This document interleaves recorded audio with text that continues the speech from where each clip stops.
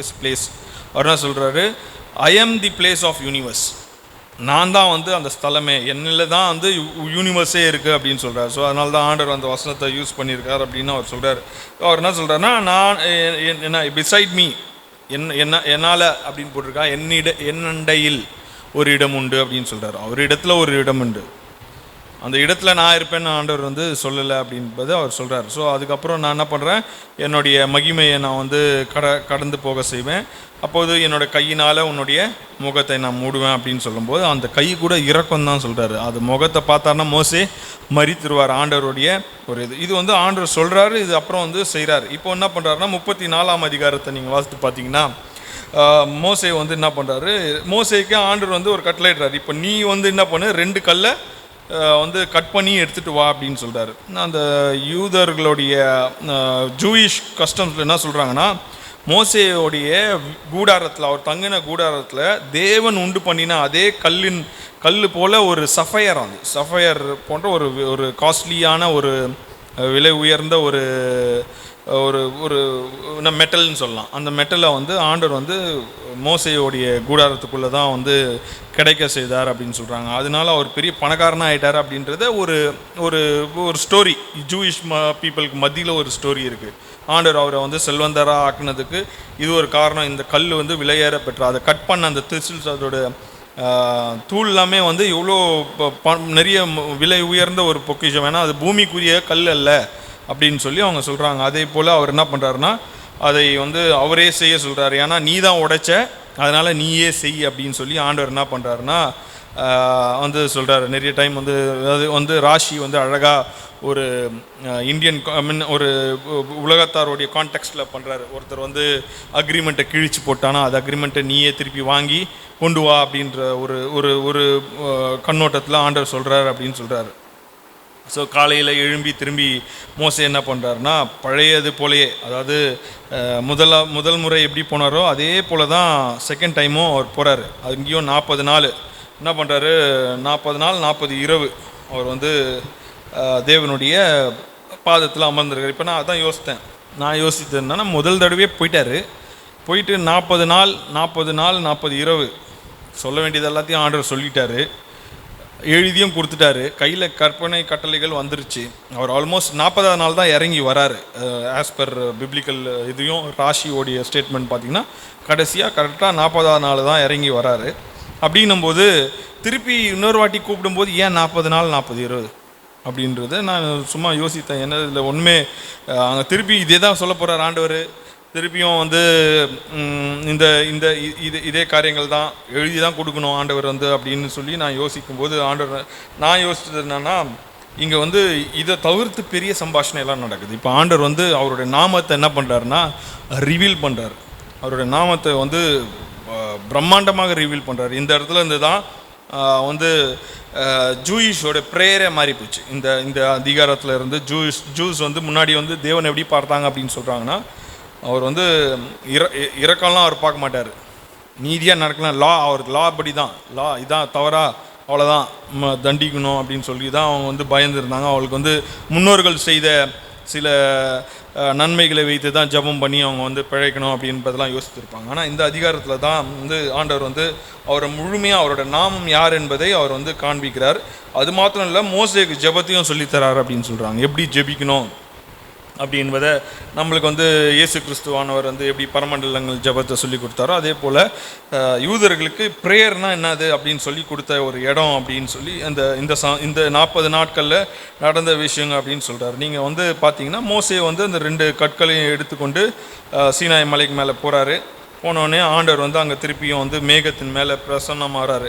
இங்கே முன்னாடி போல் வந்து மக்கள் எல்லாம் வரக்கூடாதுன்னு சொல்லிட்டாரு. யாருமே வந்து அந்த மலைப்பகுதியில் வரக்கூடாது. முன்பு நடந்தது போல் எல்லாவற்றையும் ஆண்டவர் வந்து காமனாக செய்கிறார். இப்போது 6ஆம் வசனத்தை வாசிங்களேன். 6ஆம் வசனத்தில் ஆண்டவர் என்ன பண்ணுறாரு, 5-6 வாசிங்க. கர்த்தர் ஒரு மேகத்தில் இறங்கி அங்கே அவன் அருகே நின்று கர்த்தருடைய நாமத்தை கூறினார். கர்த்தர் அவனுக்கு முன்பாக கடந்து போகிற போது அவர், கர்த்தர் கர்த்தர் இரக்கமும் கிருபையும் நீடிய சாந்தமும் மகா தயையும் சத்தியமும் உள்ள தேவன். 1000 தலைமுறைகளுக்கு இரக்கத்தை காக்கிறவர், அக்கிரமத்தையும் மீறுதலையும் பாவத்தையும் மன்னிக்கிறவர், குற்றவாளியை குற்றமற்றவனாக விடாமல் பிதாக்கள் செய்த அக்கிரமத்தை பிள்ளைகளிடத்திலும் பிள்ளைகளுடைய பிள்ளைகளிடத்திலும் 3ஆம் 4ஆம் தலைமுறை மட்டும் விசாரிக்கிறவர் என்று கூறினார். ஸோ இங்கே பார்த்தீங்கன்னா ஆண்டவர் வந்து இப்போ தான் வந்து யாத்திராகமம் 6:3 என்னோட நாமத்தை நான் வந்து உனக்கு வெளிப்படுத்துவேன் அப்படின்னு சொன்னதை வந்து இந்த 6ஆம் வசனம் 7ஆம் வசனத்தை தான் வெளிப்படுத்துகிறார் அப்படின்னு சொல்லி சொல்கிறாங்க. அதோடைய நல்ல ஒரு வியாக்கியானத்தை வந்து கொடுத்துருக்காங்க. அது என்ன சொல்கிறாங்கன்னா, ஆண்டவர் வந்து ஒரு 13 ஆட்ரிபியூட்ஸை கொடுக்குறார். இந்த வசனம் இந்த 2:6-7 அவருடைய இரக்கத்தை குறித்து சொல்லும்போது ஒரு 13 மெர்சிஸ் அவர் வச்சுருக்காரு. 13 விதமான இரக்கங்களை வந்து பாராட்டுறாங்க. அதுக்கு முன்பாக அவர் யூஸ் பண்ண ஒரே இரக்கம் என்னன்னா, என் முற்பிதாக்கள் செய்த நன்மைகளே இல்லை தேவன் அவங்களுக்கு சொன்ன வாக்குத்தத்தத்தை வைத்து நான் வந்து இரக்கத்தை கேட்பேன் அப்படின்னு சொல்லி தான் தெரிஞ்சிருந்தது ஆண்டவரை. ஆனால் ஆண்டவர் என்ன சொல்கிறாருன்னா, என்னை முழுமையாக அறியணும் அப்படின்னா என்னோட இரக்கம் எவ்வளோ பெருசு அப்படின்னு பார்த்தீங்கன்னா, இரக்கத்தின் செல்வந்தர்லாம் நம்ம பாடுறோம் பார்த்தீங்களா, அது இந்த வசனத்தை பேஸ் பண்ணி தான் இருக்கும் அப்படின்னு நான் நினைக்கிறேன். ஏன்னா அவரோட இரக்கம் எவ்வளோ பெரியது என்பதை காட்டுறாரு. 13 ஆட்ரிபியூட்ஸ். அது வந்து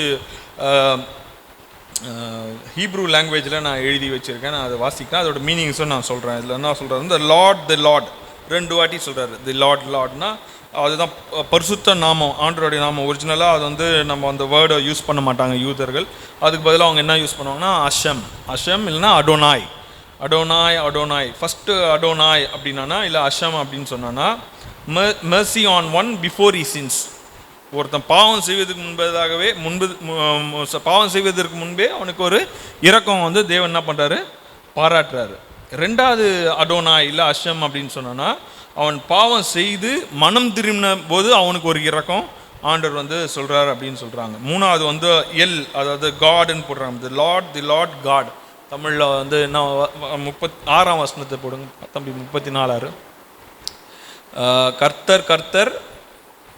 ஓகே, இங்கே காடுக்கு அந்த வேர்டு மிஸ் பண்ணிட்டாங்கன்னு நினைக்கிறேன். இங்கே என்ன சொல்கிறாங்கன்னா என்ன காட். அவர் என்னன்னா mighty God full of mercy and compassion. அதுக்கு அர்த்தம் என்ன சொல்கிறாங்கன்னா, அந்த காடோடைய அர்த்தம் வந்து 3வது mercy வந்து மகிமை உள்ள தேவன், அவர் கிருபையும் இரக்கத்தையும் நிறைந்தவராக இருக்கிறார் அப்படின்னு சொல்கிறாங்க. 3வது பார்த்தீங்கன்னா 4வது வந்து இங்கிலீஷில் என்ன சொல்கிறாங்க, கம்பேஷனேட். அதுக்கு வந்து ஹீப்ரூ மொழியில் வந்து ராக்கும் சொல்கிறாங்க. ராக்கும்னா deeply merciful, caring for the suffering of the afflicted.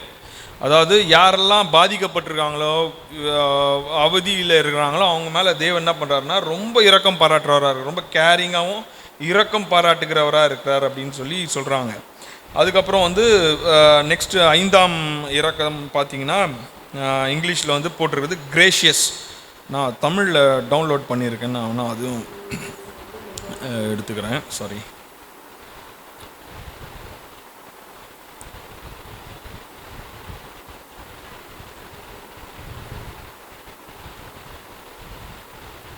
So இங்கே பார்த்தீங்கன்னா அதுக்கு வந்து தமிழ் பதம் என்னென்னா, தமிழில் வச்சு சொன்னால் நல்லாயிருக்கும் அப்படின்றதுக்காக நான்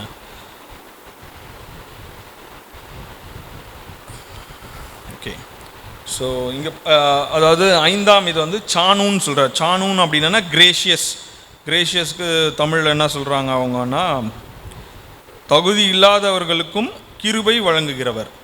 தகுதியே இல்லை ஆனாலும் அவங்களுக்கு என்ன பண்ணுறாருன்னா ஆண்டவர் கிருபை வழங்குறவராக இருக்கிறாரு. அடுத்தது வந்து பார்த்திங்கன்னா 6வது இரக்கம் வருது என்னென்னா ஏரேக் அப்பாயிம். அதாவது என்ன சொல்கிறாங்கன்னா ஸ்லோ டு ஆங்கர். அதாவது கோபம் வந்து சீக்கிரமாக சொல்ல மாட்டார், கோபத்தை வந்து தாமதிக்கிறவர், மனம் திரும்ப நேரம் கொடுக்கிறவர் அப்படின்னு சொல்கிறாங்க. அது வந்து அவங்க என்ன யூஸ் பண்ணுறாங்கன்னா ஏரேக் அப்பாயிம் அப்படின்னு சொல்கிறாங்க. Patient giving time for repentance, does not hasten to punish. அதாவது தண்டிக்க தாமதிக்க மாட்டாராம். அதாவது துரிதப்பட மாட்டார், நேரம் கொடுப்பார் மனம் திரும்புவதற்கு அப்படின்னு பார்த்தீங்கன்னா, இந்த இஸ்ரேல் ஜனங்க வந்து அவங்க வந்து எவ்வளோ நேரம் ஆண்டவர் அவங்கள மன்னித்த பிறகு தான் தண்டிக்கிறார் என்பதை நம்ம பார்க்கலாம். அந்த பெரிய பாவம் செய்யும்போது தான் அவங்கள வந்து அடிக்கிறார் 10 முறை. அவங்க வந்து என்ன பண்ணுறாங்க, நிறைய காரியங்களை தேவனை வந்து என்ன பண்ணுறாங்கன்னா அவரை வந்து சோதிக்கிறாங்க. ஸோ அப்புறம் வந்து நெக்ஸ்ட்டு இது பார்த்திங்கன்னா ராவ் செசேத் அப்படின்னு சொல்கிறாங்க. ராவ் செசேத் அப்படின்னா 7வது இரக்கம் அப்படின்னு பார்த்திங்கன்னா abundant in kindness or mercy, இல்லை லவ்விங் கைண்ட்னஸ், அதாவது தமிழில் என்ன சொல்கிறாங்க, மிகுந்த தயை, கூடுதல் நன்மை செய்கிறவர். மிகுந்த தயவும் கூடுதல் நன்மை, எக்ஸ்ட்ரா பெனிஃபிட்ஸ், எக்ஸ்ட்ரா இது ஹெல்ப்லாம் பண்ணுறாரு ஆண்டவர். வந்து தயவும் புரிகிறாரு, வேற கூட சேர்த்து வேற இதெல்லாம் வந்து தயவும் கூட மற்ற ஒரு எக்ஸ்ட்ரா ஒரு சில காரியங்களை ஆண்டவர் என்ன பண்ணுறாருன்னா தராரு. அது வந்து என்ன சொல்கிறாங்கன்னா இங்கிலீஷில் over flowing with steadfast love. அதாவது ஸ்டெட்ஃபாஸ்ட் லவ், அது வந்து மாறாத ஒரு அன்பு, அது வந்து ஓவர் ஃப்ளோ ஆகும். அது வந்து இன்னொன்று அவங்களுக்கு அந்த மெரிட்ஸ் இல்லைனாலும், சஃபிஷியன்ட் மெரிட்ஸ், அவன் தகுதி இல்லாதவனாக இருந்தாலுமே அவன் மேலே என்ன பண்ணுறாரு ஆண்டவர் இரக்கமாக இருக்கார். இதெல்லாம் யார் காட்டுறாருன்னா மோசேக்கு சொல்லித்தரார் அப்படின்றத நம்ம வந்து புரிந்துக்கலாம். எப்போனா மோசே வந்து நினைத்தாரு அவ்வளோதான், இதுக்கு மேலே அவங்க பாவம் செய்தால் மரணம் தான், இல்லை என்றால் அவர்களுக்கு வேறு வழியே இல்லை, ஆண்டவர் வந்து தண்டிக்கிறவராகவே இருக்கிறாரே அப்படின்பதற்கு இல்லை, மாறாக அவர் முழுமையாக ஆண்டவர் எவ்வளோ இரக்கம் உள்ளவர் அப்படின்பதை காட்டுறாரு. 8வது பார்த்தீங்கன்னா வே எமெத் அப்படின்னு சொல்கிறாங்க, ட்ரூத், அதாவது உண்மை உள்ளவராக இருக்கிறார். Always faithful in rewarding those who perform is will. இங்கே வந்து என்ன பண்ணுறாருன்னா வே எமெத் அப்படின்னா உண்மையானவர், வாக்குறுதிகளை நம்பிக்கையுடன் நிறைவேற்றுகிறவர் அப்படின்னு சொல்லி ஆண்டவர் வந்து என்ன பண்ணுறாருன்னா மோசேக்கு வெளிப்படுத்துகிறாரு. அதுக்கப்புறம் நீங்கள் 9வது பார்த்தீங்கன்னா நாட்ஸர் சேசத் லா அலாஃபிம், கொஞ்சம் ப்ரொனன்சியேஷன் நமக்கு கரெக்டாக இருக்காதுன்னு தெரியல, ஆனால் நாட்ஸர் சேசத்னு சொல்கிறாங்க. ஸ்டோர்ஸ் மெர்சி, இரக்கத்தை சேர்த்து வைக்கிறார். எப்போன்னா உன்னுடைய நீங்கள் வந்து தவறு செய்யும்போது நீங்கள் முன்பு செய்த சில நன்மையான காரியங்களை நினைவு கூர்ந்து remembers the good deeds of righteous done in his presence, அவருடைய சமூகத்தின் முன்பதாக. அதாவது 1000 அதாவது உண்மையானவர், வாக்குறுதிகளை நம்பிக்கையுடன் நிறைவேற்றுகிறவர். இதுக்கு என்ன சொல்கிறாங்கன்னா லா அலஃபிம் சேசதுக்கு அவர் வந்து 1000 தலைமுறைகளுக்கும் முன்னோர்களுக்கும் நன்மையை நினைவு கூறுகிறவராக இருக்கிறார். அதாவது ஸ்டோர்ஸ் நினைவு கூறுகிறார் அப்படின்னு சொல்லலாம். அப்புறம் வந்து 10ஆம் இரக்கம் என்ன சொல்கிறாங்கன்னா நோசே ஏவான், அதாவது ஃபர்கிவ்ஸ் இனிக்விட்டி. தமிழில் என்ன சொல்கிறாங்கன்னா அறிந்தே செய்த தீமைகளை மன்னிக்கிறவராக இருக்கார். அறிந்தே சில தீமைகளை நம்ம அறிந்தே செய்தாலும் ஆண்டவர் வந்து மன்னிக்கிறார். அதனால தான் நான் யோசித்தேன், இப்போலாம் நம்ம வந்து அவர் முன்பதாக இன்றைக்கி நம்ம ஜீவனாக இருக்கிறோன்னா இந்த இரக்கங்கள்லாம் இல்லைன்னா நம்மளால் ஒன்றுமே பண்ண முடியாது. நம்ம எப்பயோ மறித்து இருக்க வேண்டியதாக இருக்கும். நம்மளுடைய பாவங்கள்லாம் வந்து ஆண்டவர் நினைவு கூர்ந்திருந்தால். Forgives iniquity sins committed intentionally அப்படின்னு சொல்கிறாங்க. இன்டென்ஷனலாக தெரிஞ்சே சில பாவங்கள், அதுக்கெலாம் வந்து சில உதாரணங்கள்லாம் வந்து பைபிளில் நம்ம வந்து பார்த்துருக்கலாம். தாவீது செய்ததெல்லாம் இன்டென்ஷனல் சின், அவர் தெரியும் இதெல்லாம் பாவம் அப்படின்னு தெரிஞ்சு இருந்தாலும் அவர் வந்து என்ன பண்ணுறாரு, ஆண்டவர் வந்து அவரை வந்து இரக்கம் பாராட்டுறாரு, மன்னிக்கிறாரு, அதெல்லாம் பண்ணுறாரு. அப்புறம் வட்ஷா இல்லைன்னு இன்னொரு 11வது இரக்கம் என்ன சொல்கிறாங்கன்னா வட்டேஷா இல்லைன்னா நோசே பேஷா, ஃபர்கிவ்ஸ் டிரான்ஸ்கிரஷன் ரெபல்யன்ஸ், அதாவது ரெபல்யன் என்ன சொல்லலாம் வே சத்தா அப்படின்னு சொல்கிறாங்க. அறியாமலே தவறாக செய்த பாவங்களையும் மன்னிக்கிறவர் அப்படின்னு சொல்கிறாங்க. இல்லை என்றால் ரெபல்லியஸ் பாவம், இங்கிலீஷில் என்ன சொல்கிறாங்கன்னா ரெபல்லியஸ், அதாவது எதிர்த்து நின்று சில காரியங்களை வந்து தேவனுக்கு விரோதமாக செயல்படுறதுலாம் கூட ஆண்டவர் வந்து மன்னிக்கிறார் அப்படின்னு சொல்கிறாங்க. அப்புறம் 12வது பார்த்தீங்கன்னா வே சத்தா இல்லை நோசே சட்டா அப்படின்னு சொல்கிறாங்க. ஃபர்கிவ்ஸ் ஆக்சிடென்டல் சின், அதாவது அறியாமல் அன்இன்டென்ஷனலாக தெரியாத சில பாவங்களை அன்இன்டென்ஷனலாக செய்தாலும் அதையும் என்ன பண்ணுறாரு ஆண்டவர் மன்னிக்கிறார். இதெல்லாம் எந்த காலத்தில் அவர் வெளிப்படுத்துகிறார் பார்த்தீங்கன்னா லா இருக்கிற காலத்தில், கண்ணுக்கு கண்ணு பல்லுக்கு பல்லு அப்படின்னு சொல்கிற அந்த காலத்தில் ஆண்டவர் வந்து அவர் முழுமையாக வந்து மோசேக்கு நான் இவ்வளோ இரக்கம் உள்ளவன் அப்படின்றத காண்பிக்கிறார். கடைசியாக 13வது என்ன சொல்கிறேன்னா வே நாக்கே கிளென்சஸ், க்ளீன் பண்ணுறார். Wipes away sins for those who repent, யாரெல்லாம் மனம் திரும்புகிறாங்களோ அவங்களுடைய பாவங்களை வந்து மன்னிக்கிறவராக இருக்கிறார், அது அழிக்கிறவராக இருக்கிறார். இவ்வளோ அழகாக வந்து அந்த இதை வந்து கிளியராக வந்து எக்ஸ்பிளைன் பண்ணியிருக்காங்க. பார்த்தீங்கன்னா ஒரு நல்ல விஷயம் என்னன்னு பார்த்தீங்கன்னா ஆண்டவர் வந்து மனம் திரும்புகிறவங்கள தான் மன்னிக்கிறார். அதாவது சில பேர் இப்போ இருக்கிற காலத்தில் பார்த்தீங்கன்னா மன்னிப்பு வந்து மனம் திரும்பினாலும் பாவம் செய்துகிட்டே இருந்தாலும் ஆண்டவர் மன்னிச்சுட்டே இருக்கார் அப்படிலாம் இல்லை, அவங்க கிளியராக சொல்கிறாங்க. அதே மாதிரி 2வது இதில் சொல்லும்போது அவங்க பார்த்தீங்கன்னா அஷேம் அப்படின்னு சொல்லும்போது mercy on those who sinned and repented, பாவம் செய்து மனம் திரும்பினவங்க மேலே தான் ஆண்டவர் என்ன பண்ணுறாருன்னா இரக்கத்தை வந்து காட்டுறார். ஸோ அதனால் நம்மளுடைய வாழ்க்கையில் மனம் திரும்புதல் ரொம்ப முக்கியம். நம்ம பாவம் செய்வது பெரிதான காரியம் இல்லை, பாவம் செய்துருவோம், செய்திருக்கலாம், செய்வோம். அது வந்து ஒரு கண்டினியூஸ் ஆக்டிடியூடாக இருந்தாலும் அதை திரும்பி நம்ம செய்யாமல் இருக்கணும். அந்த பாவத்தையே செய்த பாவத்தையே செய்யாமல் இருக்கக்கூடாது. தெரியாமல் வேறு எதனா பாவம், புது பாவம் எதனா செய்திருந்தால் ஆண்டவரை வந்து மன்னிப்பு கேட்கலாம். நம்ம வந்து செய்த பாவத்தையே செய்து ரிப்பண்ட் பண்ணலாமல் நம்ம வந்து மன்னிப்பு கேட்டால் மன்னிக்கிறவரா இல்லை. பார்த்தீங்கன்னா அப்படி தான் இருக்குது. என்னென்னா நம்ம வந்து க்ளீனாக என்ன சொல்கிறாங்கன்னா, wipes away sin for those who repent வே நாக்கே. உதாரணத்துக்கு தாவீது சொல்கிறாங்க. தாவீது வந்து ஒரு பாவம் செய்துட்டாரு. உடனடியாக என்ன பண்ணுறாரு, சவுலுக்கும் தாவீதுக்குமே நீங்கள் கம்பேர் பண்ணி பார்த்தீங்கன்னா, சவுலும் தாவீதோடைய பாவங்களை நீங்கள் எடை போட்டு பார்த்தீங்கன்னா, சவுல் வந்து ஒன்றும் பெரிய பாவம் கிடையாது. ஒரு கீழ்ப்படியாமல் போயிட்டான். அவன் வந்து ஆக்சுவலி வந்து கொலை பண்ண வேண்டியது, சாகடிக்க வேண்டிய ஆகாக ராஜாவை சாகடிக்கல, அங்கே இருக்க ஆடு மாடுகளை கொல்லணும், அதுவும் கொல்ல. அவன் என்ன பண்ணுறான், அது நல்லா இருக்குது பார்க்கறதுக்கு, ஆண்டருக்கே கொடுக்கலாம் அப்படின்னு கொண்டு வந்துடுறான். ஒரு கீழ்ப்படியாமல் இருந்தது. ஆனால் அது வந்து என்ன பார்த்தோன்னா, அது விக்கிரக ஆராதனைக்கு ஈக்குவலாக ஆண்டர் வந்து சொல்கிறாரு. ஆனால் தாவீது பார்த்தீங்கன்னா 10 கமாண்ட்மெண்ட்ஸும் உடைக்கிற மாதிரி இருக்குது. நிறைய விஷயங்க இச்சிக்கிறான், அப்புறம் வந்து விபச்சாரம் செய்கிறான், கொலை பண்ணுறது யாரை, பொய் சாட்சி வேற உண்டாக்குறான். இதெல்லாமே வந்து என்ன பண்ணுறான்னா நிறைய காரியங்களை செய்கிறான். இப்போ நிறைய லாஸை வந்து தாவீது உடைத்தாலும் தேவனுடைய இரக்கத்தை உடனடியே கேட்டவுடனே ரிப்பெண்ட் பண்ணுற அந்த ஆட்டிடியூட் வந்து சவுலுக்கு இல்லை. சவுல் என்ன பண்ணுறாரு, சாமுவேல் கேட்குறாரு, நீ வந்து இந்த மாதிரிலாம் பண்ணிட்டியே அப்படின்னும் போது அவர் என்ன பண்ணுறாரு, இவர்கள் முன்பாக என்னை கனம் பண்ணுங்கன்னு தான் சொல்கிறார். மன்னிச்சிருங்க, நான் தெரியாமல் பண்ணிட்டேன், மனம் திரும்புகிறேன் அப்படின்னு சொல்லியிருந்தா கண்டிப்பாக அவனுக்கு அந்த ராஜாபாரம் வந்து அவங்கக்கிட்ட இருந்திருக்கலாம்.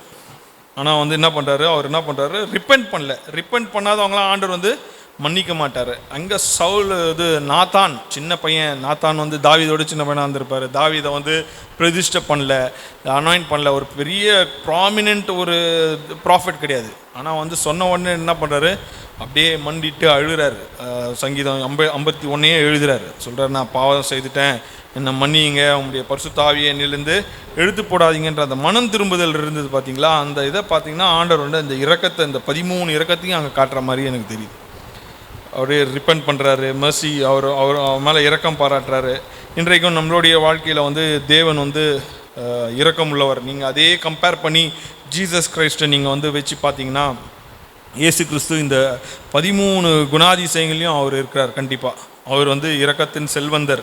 நம்ம வந்து இந்த பாட்டெலாம் நிறைய பாடும்போது பார்த்தீங்கன்னா ஆண்டவருடைய ஆட்ரிபியூட்ஸ் பார்த்தீங்கன்னா, ஜீசஸ் கிரைஸ்டோடைய ஆட்ரிபியூட்ஸ் வந்து கம்பேர் பண்ணும்போது ரொம்ப அருமையாக இதோடு பொருந்தி பார்க்கலாம். நம்ம ஆண்டவர் வந்து நம்ம உலகம் தோன்றுவதற்கு முன்பேதாகவே நம்மளை முன்குறித்திருக்கிறாரு. அதாவது நம்மளை வந்து ரட்சித்திருக்கிறார் அப்படின்பதற்கு நம்ம வந்து அந்த வசனங்களை வைத்து நம்ம பார்க்கலாம்.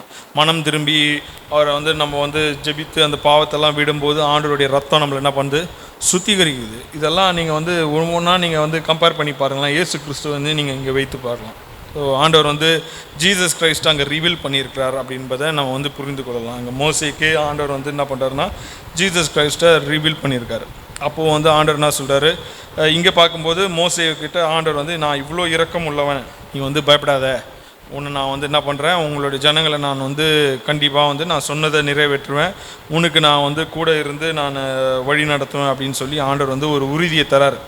அப்போ தான் மோசஸ் என்ன பண்ணுறாருன்னா 8ஆம் வசனத்தை வாசித்தீங்கன்னா அவர் என்ன பண்ணுறாரு, வாசிங்களேன். மோசே தீவிரமாக தரை மட்டும் குனிந்து பணிந்து கொண்டு, உடனடி அந்த இரக்கத்துக்கு ஒரு பெரிய ஒரு சப்மிஷன் வந்து என்னன்னா, நம்ம பணிந்து என்ன பண்ணோம், தேவனை வணங்கணும் அப்படின்றத நம்ம கற்றுக்கலாம். ஆண்டவர் இரக்கமாக இருக்கிறனால தான் எப்போவுமே அவரை வந்து நம்ம வந்து தரை மட்டும் தாழ்த்தி இந்த மாதிரி வசனங்களை தான் முஸ்லீம்ஸ்லாம் எடுத்துக்கிட்டு எங்களுடைய மோசே ஒரு முஸ்லீம் அப்படின்னு சொல்கிறாங்க. அவங்களுடைய மீதி மேலே இருக்கிற வசனங்கள் எல்லாத்தையும் விட்டுறாங்க. ஏன்னா முஸ்லீம் தான் இந்த மாதிரிலாம் இப்போ ஜெபம் பண்ணுறான் அப்படின்னு. அதனால் வந்து இங்கே பார்த்தீங்கன்னா தேவனுக்கு வந்து தரை மட்டும் தாழ்த்தி என்ன பண்ணுறாருன்னா பணிந்து கொண்டான் அப்படின்றத நம்ம பார்க்கலாம். அப்புறம் 9ஆம் வசனத்தையும் வாசிங்களேன். ஆண்டவரே, உம்முடைய கண்களில் எனக்கு கிருபை கிடைத்ததானால் எங்கள் நடுவில் ஆண்டவர் எழுந்தருள வேண்டும். இந்த ஜனங்கள் வணங்கா கழுத்துள்ளவர்கள், நீரோ எங்கள் அக்கிரமத்தையும் எங்கள் பாவத்தையும் மன்னித்து எங்களை உமக்கு சுதந்திரமாக ஏற்றுக்கொள்ளும் என்றான். இப்போ வந்து தான் வந்து ஆண்டவர் வந்து 13 மெர்சியை இரக்கத்தை வெளிப்படுத்தினவுடனே அதை அப்படியே திருப்பி யூஸ் பண்ணுறாரு மோசே. இப்போ என்ன பண்ணுறாரு, நாங்களோ பாவிக, வணங்கா கழுத்துள்ள ஜனங்க, எல்லாமே தான் நீங்கள் சொன்னது மாதிரி எல்லாமே இருந்தாலும் நீங்கள் வந்து மன்னிக்கிறவராக இருக்கிறீங்க அப்படின்னு சொல்லி என்ன சொல்கிறாரு, எங்கள் பாவங்கள் எல்லாவற்றையும் மன்னிங்க, எங்களை உங்களுடைய சொந்த ஜனமாக ஏற்றுக்கொள்ளுங்க அப்படின்னு சொல்லி அருமையாக ஜெபிக்கிறார். இப்போ வந்து அவருக்கு மோசேக்கு ஒரு பெரிய ஒரு விஷன் வெளிப்பாடு இப்போ வந்து ஆண்டவரை குறித்து இன்னும் பிரம்மாண்டமாக தெரிஞ்சிருச்சு அவருக்கு. அதை வைத்து தான் ஆண்டவர் மேலே இன்னும் பரிபூர்ண விசுவாசத்தோடு என்ன பண்ணுறாருன்னா மோசே, இன்ஃபேக்ட் நானே யோசித்தேன்னா மோசே வந்து ஒரு பெரிய ஒரு சோர்வடைந்துருக்கலாம் இந்த சம்பவத்துக்கு அப்புறம். அந்த தங்க பொற்சலையை செய்கிறாங்க இப்போ கண்ணு செய்யும்போது மோசே வந்து அவ்வளோதான், இதுக்கு மேலே நம்மளுடைய ஒரு நான் இருக்கிறதே பிரயோஜனம் இல்லை அப்படின்ற மாதிரி அவர் யோசிச்சுருந்துருக்கலாம். ஆண்டவர் வந்து ஒரு இரக்கத்தை பாராட்டி அவரை பற்றி முழுமையாக அவர் வந்து வெளிப்படுத்தும் போது அவருக்கு ஒரு புத்துணர்ச்சி கிடைச்ச மாதிரி இருந்திருக்கும் மோசேக்கு. அதே தான் நமக்கும் இன்றைக்கு வந்து ஆண்டவர் நம்மளை வந்து இதே தேவன் தான், அவர் நம்ம இயேசு கிறிஸ்துவனுடைய சாயலாக நம்மளோட பூமிக்கு வந்து நம்மளை வந்து ரசித்திருக்கிறார் போது இந்த இரக்கங்கள் இன்றைக்கும் நமக்கு இருக்குது. ஆனால் நம்ம அது அன்டியூ அட்வான்டேஜ் எடுக்காமல் இருக்கணும் அப்படின்றத பார்க்கலாம். ஏன்னா இங்கே வந்து பார்த்திங்கன்னா இந்த 13 இரக்கத்தை காட்டினாலும் திருப்பியும் மக்கள் வந்து என்ன பண்ணுறாங்கன்னா அன்டியூ அட்வான்டேஜ் மனம் திரும்பாமல் போகும்போது தான் தேவன் என்ன பண்ணுறாரு, அடிக்கிறாரு. முன்பே நீங்கள் பார்த்தீங்கன்னா மனம் திரும்பாமல் இருந்தவங்கள தான் அடிக்கிறார் ஆண்டவர். யாரெல்லாம் மனம் திரும்புகிறாங்களோ, யாரெல்லாம் தேவனுக்காக எழும்பி பிரகாசிக்கிறாங்களோ அவங்க எல்லாரும் என்ன பண்ணுறாரு, ஆண்டவர் பெரிய ஆள் ஆக்குறாரு. நீங்கள் உதாரணத்துக்கு பார்த்தீங்கன்னா ஊரை வந்து கொலை பண்ணிடுறாங்க அப்படின்னு சொல்கிறாங்க. அவனுடைய பேரனை வந்து தேவன் என்ன பண்ணுறாரு, உயர்த்துறார். இந்த அதிகாரத்தில் கடைசி பகுதியில் பெசலேலை குறித்து நல்லாவே ஆண்டவர் வந்து இங்கே வந்து ஆசீர்வாதமாக வைத்திருக்கிறார்.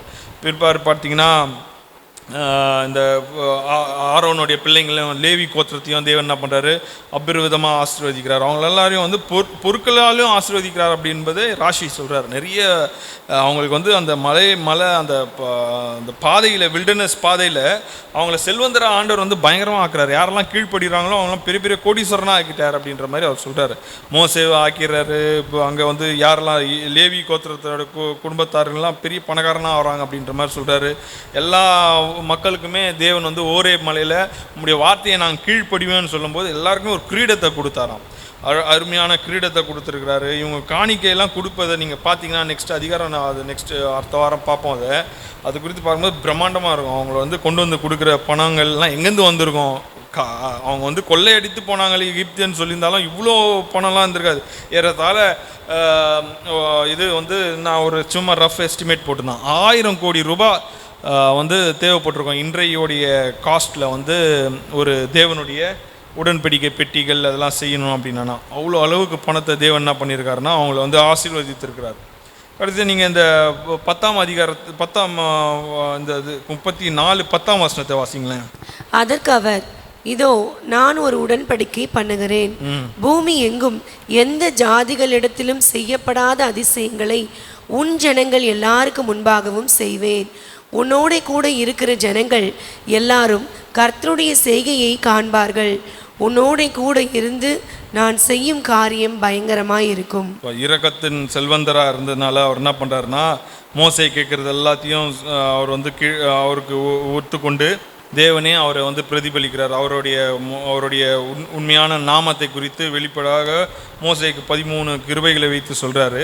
பிற்பாடு என்ன சொல்கிறாருன்னா, நான் என்ன பண்ணுறேன், அவர் என்ன சொல்கிறாருன்னா, நான் ஒரு உடன்படிக்கை பண்ணுகிறேன் அப்படின்னு சொல்கிறார். ஒரு கவனன்ட் பண்ணுறாரு. என்ன கவனன்ட்னா, நான் வந்து அந்த கவனன்ட்னாலாம் பார்த்தீங்கன்னா பூமி எங்கும் எந்த ஜாதிகளிடத்திலும் செய்யப்படாத அதிசயங்களை உன் ஜனங்களுக்கு எல்லோருக்கு முன்பாகவும் செய்வேன் அப்படின்னு சொல்கிறார். நீங்கள் பார்த்தீங்கன்னா இனி வர நாட்களுக்கு ஒரு ப்ராமிஸை தராரு. பூமியில் இருக்கிற எந்த ஜாதியும் பார்க்க முடியாத சில பெரிய அதிசயங்களை செய்வேன்னு. நம்மெல்லாம் ஆக்சுவலி வந்து யாத்திராகமத்தில் எகிப்தில் நடந்த அதிசயம் தான் யாருக்குமே செய்யாத அதிசயம்னு நினச்சிட்டு இருக்கோம். ஆனால் இதுக்கு மேலே வர அதிசயங்கள்லாம் பார்த்திங்கன்னா உபாகமும் அவங்கள வந்து இப்போ இஸ்ரேல் தேசம் அடையும் வர அவங்களுக்கு நடந்த சம்பவங்கள்லாம் பார்த்திங்கன்னா அது பேர் அதிசயம் தான். அதெல்லாம் நம்ம வந்து நல்லாவே தியானிக்கலாம். அதெல்லாம் பெரிய பெரிய மிராக்கிள்ஸ். அந்த மாதிரி மிராக்கிள்ஸ்லாம் வந்து நிறைய டாக்குமெண்ட், ஈவன் வந்து அவுட் சைட் பைபிளுக்கு அப்பாற்பட்ட சில விஷயங்கள்லாம் கூட ராசி எழுதியிருக்காரு. நிறைய அற்புதங்கள்லாம் ஆண்டவர் வந்து செய்திருக்காருன்னு சொல்கிறார். அப்புறம் என்ன சொல்கிறாருன்னு பார்த்தீங்கன்னா, உன்னோடே கூட இருக்கிற ஜனங்கள் எல்லோரும் கர்த்தருடைய செய்கையை காண்பார்கள். ஆல்ரெடி பார்த்துருக்காங்க, அதை காட்டிலும் இன்னும் நிறைய செய்கையை நாங்கள் பார்க்க போகிறோன்னு சொல்லி ஆண்டவர் என்ன பண்ணுறாரு, திருப்பியும் உறுதியாக அவர் மேலே இரக்கம் பாராட்டி சொல்கிறார்.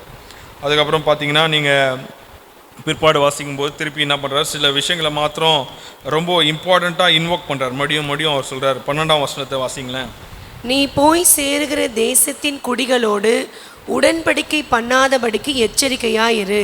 நான் உன்னோட உடன்படிக்கை பண்ணிட்டேன், நீ அவங்களோட உடன்படிக்கை பண்ணக்கூடாது, அவங்களோட கூட உடன்படிக்கை பண்ணக்கூடாது. ஏன் அப்படி சொல்கிறாருன்னு பார்த்தீங்கன்னா, ஒவ்வொருத்தரும் அந்த இடத்துல இருக்கிற கானானியர்கள், இத்தையர்கள், பெரிசேயர்கள், அப்புறம் தமிழில் வந்து என்ன சொல்கிறாங்க தெரியல, ஹீவைட், எம்மோரியர்கள், எபூசியர்கள், இவங்களோட வந்து கொஞ்சம் கொஞ்சம் பேரை தான் ஆண்டவர் என்ன பண்ணுவார்னா துரத்துவார். அப்படின்னும் போது அவங்க கூட நீங்கள் என்ன பண்ணக்கூடாது, உடன்படிக்கை பண்ணக்கூடாது. ஏன்னா நான் உன்னோட உடன்படிக்கை பண்ணிட்டேன், என்னெல்லாம் பண்ணணும் அப்படின்னு சொல்கிறார். 13ஆம் வசனத்தில் என்ன சொல்கிறாருன்னா, அவர்களுடைய பலிபீடங்களை இடித்து அவர்கள் சிலைகளை தகர்த்து அவர்கள் தோப்புகளை வெட்டி போடுங்கள். தோப்புகள் அஷேரிம் அப்படின்னு சொல்கிறாங்க. மரங்கள்லாம் என்ன பண்ணணும்னா வெட்டி போடணும். அவங்கெல்லாம் மரங்களை தான் வந்து பெரிய பெரிய மரங்களை வந்து வணங்குறாங்க. இதை வைத்து தான் ஒரு ஃபிலிமை எடுத்தாங்க, அவதார் அப்படின்னு சொல்லி ஒரு ஃபிலிம். பார்த்தீங்கன்னா அந்த வேற்று கிரகத்தில் இருக்கிற மனிதர்களுக்கு அந்த மரம் தான் கடவுள் அவங்களுக்கு. ஸோ இந்த மாதிரி கான்செப்டில் இருந்து தான் அதெல்லாம் எடுத்து அவங்க என்ன பண்ணுறாங்க, க்ரியேட் பண்ணுறாங்க. அந்த காலத்தில் மரங்களை வந்து அவங்க பெருசாக வந்து நம்பி வாழ்ந்தவங்களாக இருக்காங்க. அதெல்லாம் என்ன பண்ணணும்னா வெட்டி போடணும் ஆண்டவர் சொல்கிறார். இதெல்லாம் வந்து கட்டளையாடுறாரு, ப்ராமிஸ் பண்ணிட்டாரு, கவர்னன்ட் பண்ணிட்டாரு. பண்ணிவிட்டு அவங்களுக்கு திருப்பி உறுதியாக என்ன சொல்கிறாருன்னா, நீங்கள் வந்து அவங்களோட ஒரு உடன்படிக்கை செய்யக்கூடாது, நீ அவங்களுடைய தோப்புகள், அவங்களுடைய எல்லா விக்கிரகங்களையும் என்ன பண்ணணும், அடித்து நொறுக்கி போடணும் அப்படின்னு சொல்கிறாரு. 14ஆம் வசனத்தை வாசிங்களேன். கர்த்தருடைய நாமம் எரிச்சல் உள்ளவர் என்பது அவர் எரிச்சலுள்ள தேவனே, ஆகையால் அந்நிய தேவனை நீ பணிந்து கொள்ள வேண்டாம். ஆண்டவர் என்ன சொல்கிறார், நான் எரிச்சல் உள்ள ஜெல்லஸ் காட், நான் வந்து கம்பேஷனேட் காடு. இரக்கங்களில் இப்போ வந்து தலைமுறை நான் வந்து எல்லாத்தையும் வந்து பண்ணாலும் எனக்கு என்ன இருக்குன்னா ஜெல்லஸ் இருக்குது அப்படின்னு சொல்கிறாரு. இம்பேஷண்ட் காடுன்னு சொல்கிறாரு. Demanding what is rightful and unique. அதாவது அந்த ஜெல்லஸோட அர்த்தம் என்னென்னா தவறான எண்ணத்தில் இல்லை, அது வந்து ரைட்ஃபுல்லும் யூனிக்னஸ், அவருக்கு கொடுக்க வேண்டிய அந்த கனத்தை, தகுதியான கனத்தை கொடுக்கணும், யூனிக்காகவும் இருக்கணும் அப்படின்னு சொல்லி ஆண்டவர் விரும்புகிறான்னு சொல்கிறாரு. அதுக்கப்புறம் என்ன சொல்கிறாருன்னு பார்த்தீங்கன்னா, நீங்கள் அப்படியே வாசித்து பார்த்தீங்கன்னா நிறைய விஷயங்கள் வரும். 17ஆம் வசனத்தை வாசிங்களேன். வார்ப்பிக்கப்பட்ட தெய்வங்களை உங்களுக்கு உண்டாக்க வேண்டாம். எந்த தெய்வங்களும், அதாவது வார்ப்பிக்கன்னா மோல்டன் காட்ஸ். ஏன்னா இப்போ என்ன பண்ண போகிறாருன்னா ஆண்டவர் வந்து இவங்க வந்து பெசலியில் வைத்து நிறைய காரியங்களை வார்ப்பிக்க போகிறாங்க, கோல்டில் மோல்ட் பண்ணி நிறைய காரியங்களை செய்ய போகிறாங்க. ஸோ அந்த ஸ்கில்ஸ்லாம் வந்த பிறகு அந்த மாதிரிலாம் இவங்க வந்து செய்யக்கூடாதுன்னு ஆண்டவர் என்ன பண்ணுறாரு சொல்கிறாரு.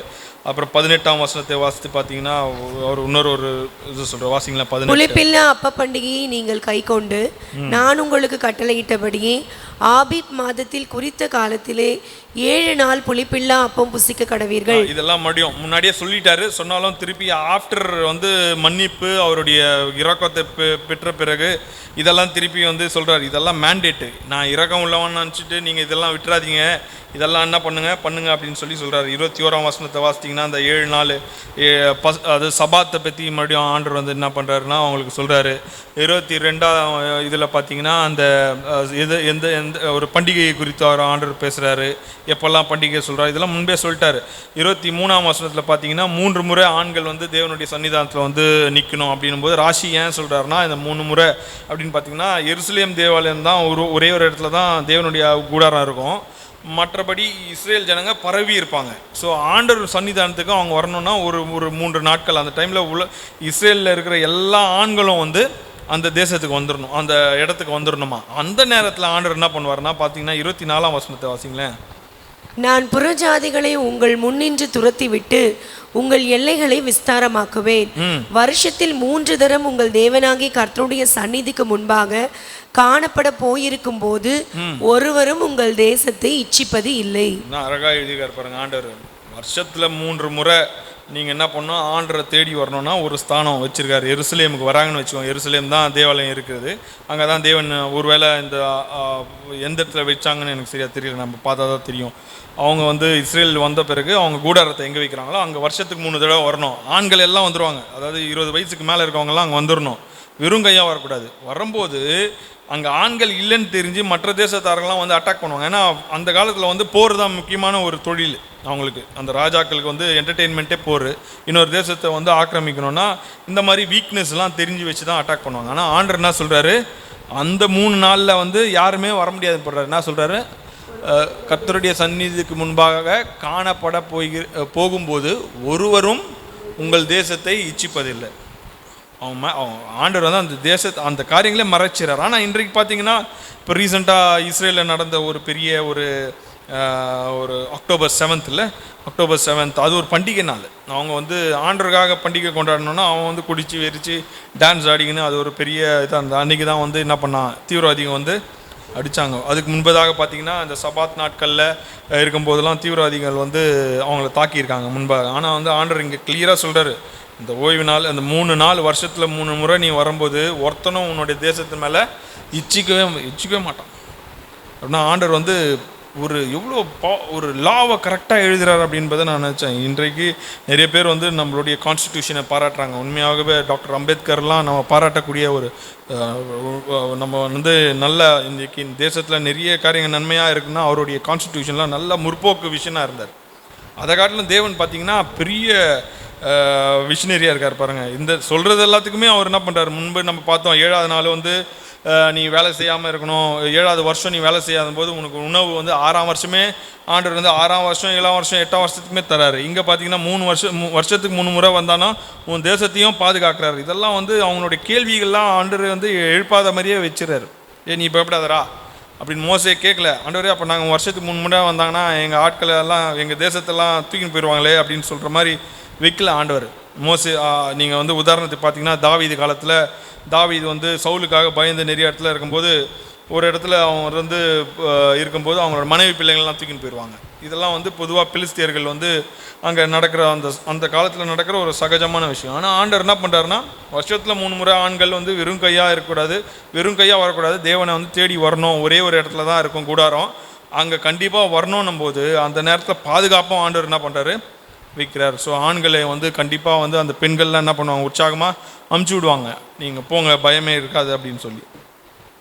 இந்த அதிகாரத்தை முழுதுமாக நம்ம வாசிக்கும் போது ஆண்டவருடைய இன்னும் நிறைய விஷயங்கள் இருக்குது. நம்ம அப்புறம் நேரத்தின் நிமித்தம் நான் என்ன சொல்கிறேன்னா இந்த 34ஆம் வசனத்தில் சில இன்னும் 2-3 குறிப்புகளை மாத்திரம் பார்த்துடலாம். அதுக்கப்புறம் 25 என்ன சொல்கிறேன்னா புளிப்பில்லாத அப்பத்தை பற்றியும் சொல்கிறாரு, சாக்ரிஃபைஸ் பஸ்கா பண்டிகை பற்றி சொல்கிறாரு. 26ஆம் வசனத்தில் முதல் பேரான அந்த கனிகளை வந்து ஆண்டுக்காக கொடுக்கணும்னு சொல்கிறாரு.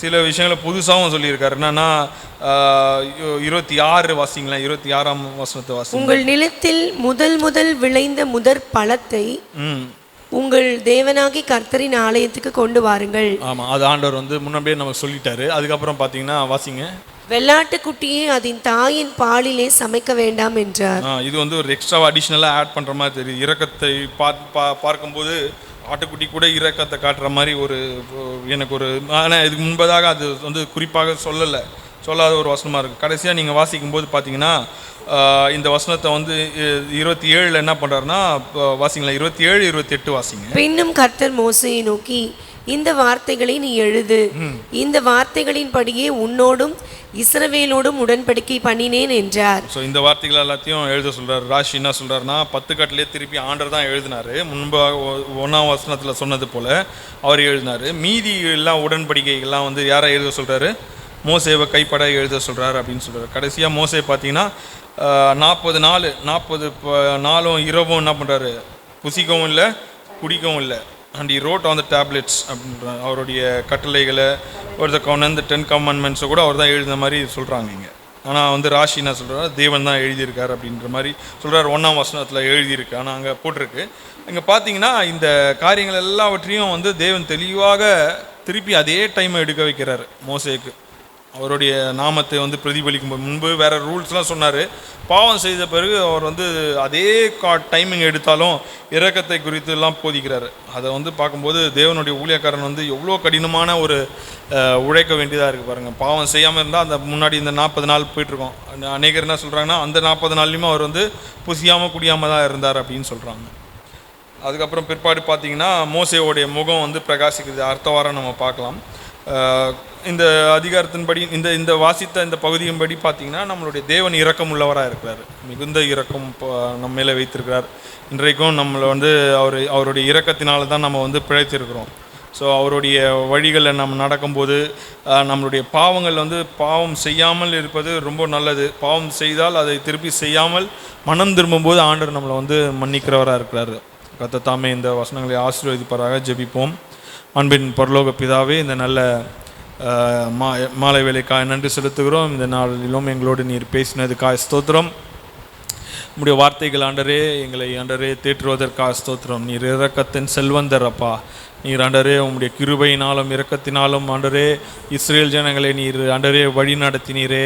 மோசே ஆண்டவரே உம்முடைய மன்றாடும் போது ஆண்டவரே உம்முடைய மகிமையை உம்முடைய நாமத்தை வெளிப்படுத்தின தேவன் அப்பா. நீர் அவரோடு உடன்படிக்கை செய்தீர் ஆண்டவரே. இஸ்ரேல் ஜனங்களோடு உடன்படிக்கை செய்தீர் ஆண்டவரே.